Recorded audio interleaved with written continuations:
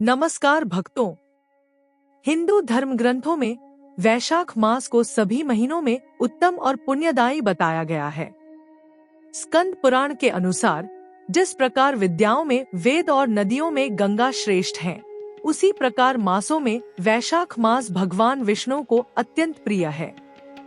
आज के इस वीडियो में हम वैशाख मास की पौराणिक कथाओं को जानेंगे, जिसे सुनने मात्र से मनुष्य के अनजाने में किए गए पाप भी नष्ट हो जाते हैं और अक्षय पुण्य की प्राप्ति होती है। क्या आप जानते हैं कि भीषण गर्मी के महीने वैशाख में किया गया केवल एक लोटा जल का दान आपको यमराज के दंड से बचा सकता है? आखिर क्यों इस महीने में प्यासे को पानी पिलाना और पंखा झलना अश्वमेध यज्ञ के समान फल देता है? आज हम आपको सुनाएंगे वैशाख मास की वो कथा जो एक क्रूर शिकारी के जीवन को बदलने की शक्ति रखती है। पौराणिक काल की यह अद्भुत घटना हमें सिखाती है कि कैसे वैशाख के छोटे छोटे नियम हमारे जीवन में सुख समृद्धि ला सकते हैं।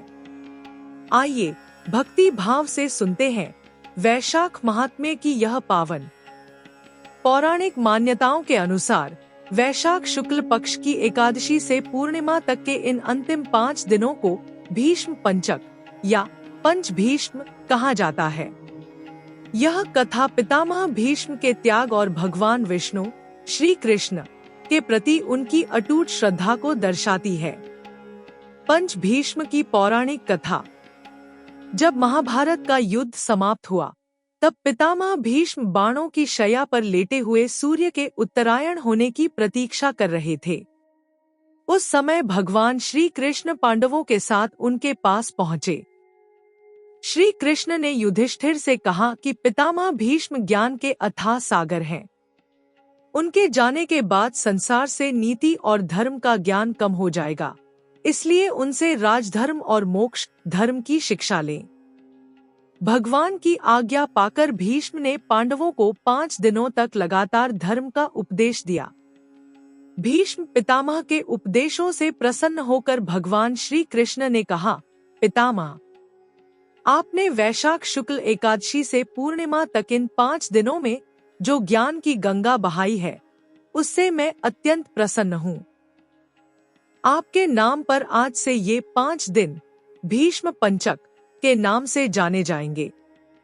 भगवान ने वरदान दिया कि जो मनुष्य इन 5 दिनों में मेरी पूजा करेगा और भीष्म पितामह के प्रति कृतज्ञता व्यक्त करते हुए अर्घ्य दान करेगा, उसे धर्म, अर्थ, काम और मोक्ष की प्राप्ति होगी। विशेषकर वैशाख मास में इन 5 दिनों का स्नान और दान अक्षय फल देता है। वैशाख मास की महिमा अपार है और पंच भीष्म के अलावा इस मास की सबसे प्रचलित कथाओं में से एक धर्मवर्ण नामक ब्राह्मण की कथा है। यह कथा बताती है कि वैशाख के महीने में केवल जल दान और नियमों का पालन करने से कैसे यमराज के दूतों से मुक्ति मिलती है। धर्मवर्ण की कथा। प्राचीन काल में धर्मवर्ण नाम के एक बहुत ही सदाचारी ब्राह्मण थे। वे निरंतर तपस्या और दान पुण्य में लगे रहते थे। एक बार उनके मन में पितरों के उद्धार की इच्छा जागी। एक दिन धर्मवर्ण ने देखा कि यमराज के दूत कुछ जीवात्माओं को बहुत कष्ट देते हुए ले जा रहे हैं। धर्मवर्ण ने करुणावश उन दूतों से पूछा, हे दूतों, इन मनुष्यों ने ऐसे कौन से पाप किए हैं कि इन्हें इतनी प्रताड़ना मिल रही है?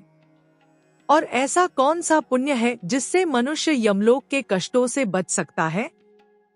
यमदूतों ने धर्मवर्ण को बताया कि जो मनुष्य वैशाख मास के नियमों का पालन नहीं करते, वे अंत में कष्ट भोगते हैं। उन्होंने बताया कि वैशाख मास में भगवान विष्णु की प्रसन्नता के लिए किए गए छोटे छोटे कार्य भी बड़े फल देते हैं।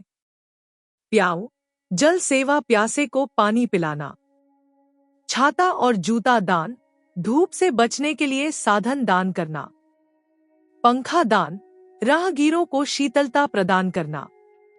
यमदूतों ने विशेष रूप से कहा, जो व्यक्ति वैशाख में सूर्योदय से पूर्व स्नान करता है और माधव, विष्णु की कथा सुनता है, उसे कभी यमराज के दर्शन नहीं करने पड़ते। धर्मवर्ण ने जब यह सुना, तो उन्होंने विधि विधान से वैशाख मास का व्रत किया और उसका पुण्य अपने पूर्वजों पितरों को अर्पित कर दिया। उनके इस पुण्य के प्रताप से उनके पितर नरक के कष्टों से मुक्त होकर स्वर्ग सिधार गए। वैशाख मास की अन्य महत्वपूर्ण पौराणिक घटनाएं। वैशाख का महीना केवल कथाओं का नहीं बल्कि कई दैवीय अवतारों का साक्षी भी है। नृसिंह अवतार, इसी मास की चतुर्दशी को भगवान विष्णु ने खंभे से प्रकट होकर हिरण्यकश्यप का वध किया था। परशुराम जयंती, वैशाख शुक्ल तृतीया अक्षय तृतीया को भगवान परशुराम का जन्म हुआ था। गंगा अवतरण, वैशाख शुक्ल सप्तमी को गंगा जी स्वर्ग से शिव की जटाओं में आई थी, जिसे गंगा सप्तमी कहा जाता है।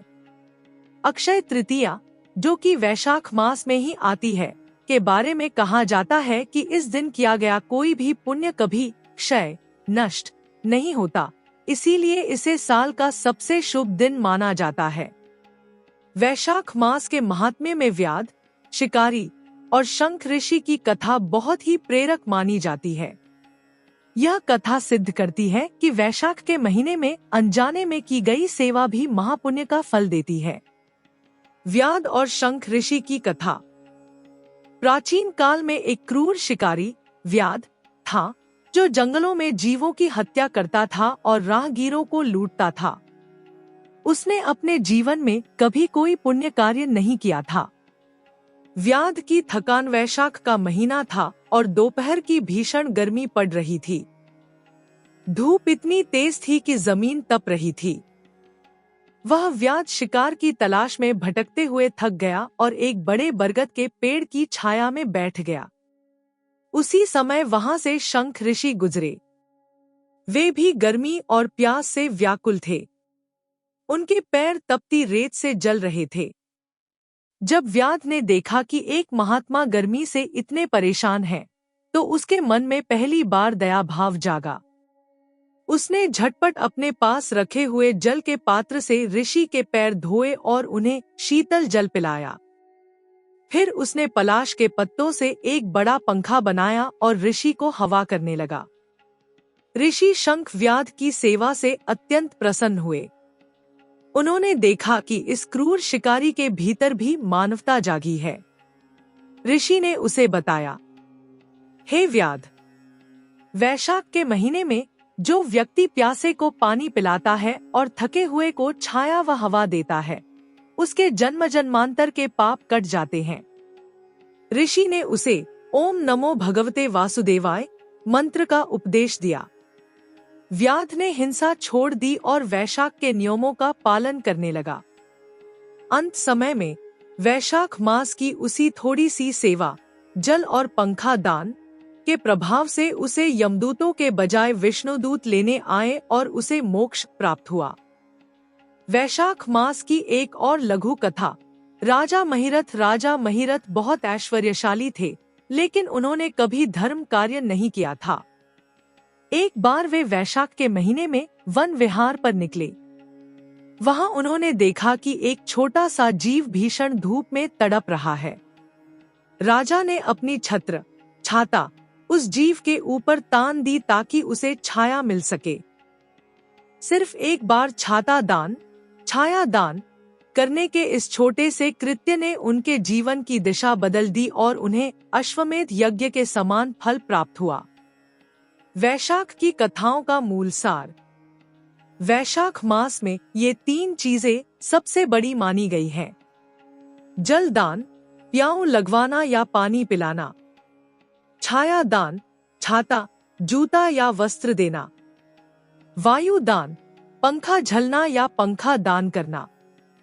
तो भक्तों, यह थी वैशाख मास की वह पावन कथा जो हमें सिखाती है कि सच्ची सेवा कभी व्यर्थ नहीं जाती। चाहे वह व्याध हो या राजा महिरथ, वैशाख के महीने में श्रद्धा भाव से किया गया छोटा सा दान भी मोक्ष का द्वार खोल देता है।